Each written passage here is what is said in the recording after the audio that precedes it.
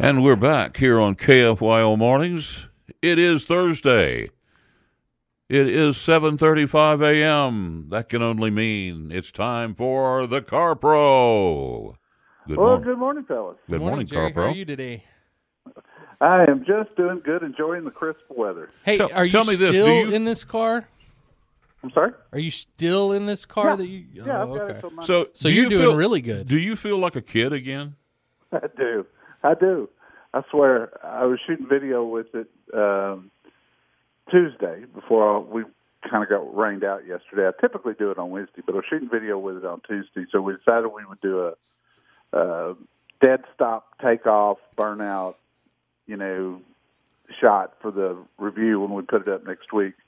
And I tell you what, I haven't shifted a car like that. I mean, we're talking about the 2019 Ford Mustang Bullitt.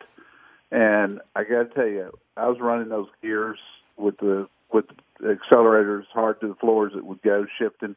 And yeah, there was some memories of way back when. Yeah. It was a ton of fun. I got to tell you guys.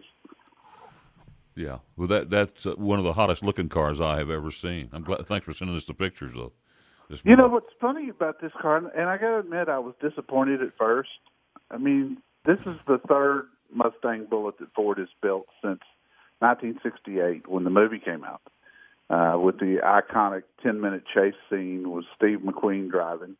And I've watched just the chase scene of that movie, I bet you 100 times. But every other Bullitt edition has been dark green. They call it Highland green. And this year, for whatever reason, they decided to offer the car in green or black. And they sent me a black one. I don't know. I was just hoping for a green one. It just seems more appropriate. Yeah, it's more original. Yes. But this car's got 480 horses under the hood. It's got a 6-speed manual transmission. The interesting thing about this car is all the different settings. You can set the exhaust sound. There's one mode, which is kind of nice.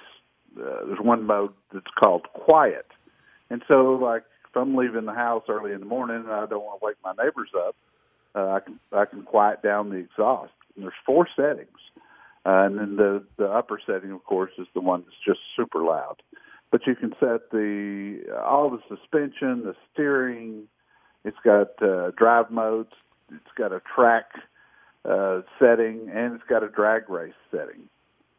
This car is really built to take abuse. And I tell you what, guys, when you've got everything set for going really fast, like I've tried them all, drag is a little too much for me. It just tightens the suspension so much, but track is perfect. And you can drive this car any way you want to. It doesn't come in an automatic. It doesn't come in a convertible. It only comes in 2 colors. And they won't build a lot of them. They'll probably build 1,000 of these cars this year. And I think this is a future collectible car. I really do. So what was the price tag on it? It is. I was shocked by this too. I got to tell you, $51,000. Whoa! And that's a lot of money for a 2-door car. I get it, but this car's got a lot of features and a lot of power under the hood. And I think this car down the road could be worth triple that if somebody wanted to hang on to one for 20 years. Well, I'll tell you, $51,000 does not sound that bad for a high-end Mustang. No, it doesn't. And I polled several Ford dealers that I knew real well to see what the market price was, because a lot of times you get these specialty cars like this or a Shelby Mustang or something along those lines, and all the dealers mark them up. And the 3 dealers I talked to, they're all selling them at MSRP. So, getting ones might be a little harder thing, but nobody that I talked to is marking them up, and I think that's a very good thing. Yeah. Yeah, I mean, it's an impressive car. So I haven't really looked for sports cars lately. I know that in most other cars now, the manual transmission is out. Is it still easy to get one in a sports car? No, actually, it's not. If you get up into the higher-end luxury sports cars, the Porsches, that sort of thing, yeah, they're pretty common to find. But in typical cars, your Camaro, your Mustang, your Challenger, those American muscle sport cars, they're hard to find. They build them, but nobody wants them anymore. Everybody's found out that. Sad. Yeah, it is. But, you know, the difference is, and I noticed it when I was filming with this car, the transmissions today, especially the one with the shift paddles, you can shift them so much faster than you can the old-fashioned way with the stick and the clutch. I mean, they're just more efficient as far as 0 to 60 times and that sort of thing. This car runs. No, but it's the feel of the car, you know, it's the sound and everything. Yeah. This car's got rev matching, which means that every time you downshift, it revs the engine automatically. Wow. And it's pretty cool. I did a lot of audio with this video, which I don't typically do, but the exhaust on this car is just so doggone good. I couldn't resist it. So I'm looking over Car Pro USA. What do you got going on over there right now? You know, the biggest thing right now is a new study that just came out on flooded cars. And I feared this would happen after Hurricane Harvey and the active hurricanes we've had the past few years. There's almost 500,000 cars on the road today in America that have been flooded. And I would venture to say that 90% of the owners of those cars don't know that. And, you know, the problem with flood cars is the damage doesn't always show immediately. Sometimes it's a few years down the road as things start to corrode and rust and wiring goes bad due to the water and that sort of thing. So Carfax is doing, for a limited time, free VIN checks for flood damage. And we've got that on the front page at carprousa.com, along with a link that you can just simply put your VIN number in there.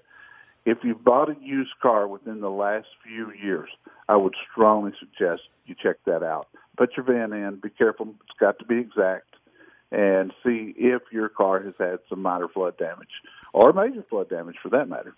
So, Jerry, one other thing that I'll just throw out there is, you know, I had a friend, I won't mention any names, but I had a friend that recently had to get an engine changed out, and they got an engine from Houston, and it didn't work because it was flood damage. They had to send it back. Yeah, we lost, almost 500,000 cars at the end of August last year, and a lot of those cars, it took a long time for them to get reconditioned and get out on the market, but they're out there now. And Houston and Dallas are the two largest in the country as far as the number of flood cars that are on the road. And I think some people are going to be very unhappy if they use this service and find out their car was flooded, and when they bought it, they weren't told.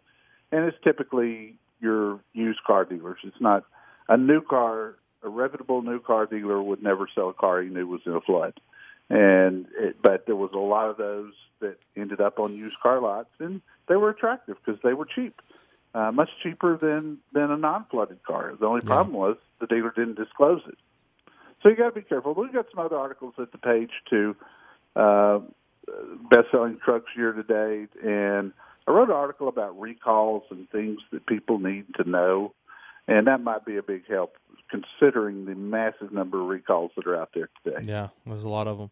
All right, Jerry, thanks for giving us a call. You're on our station, 790 KFYO, and also 95.1 FM, and you're on from 11 to 1 every Saturday. You'll be there this Saturday, and make sure to check out your website again at carprousa.com, especially if you're looking for a brand new car. Definitely want to check that out. And you want to see the Bullitt. Yeah, exactly. It's a pretty car. All right, thanks, Jerry. You have a great day. All right, guys. You too. Bye-bye.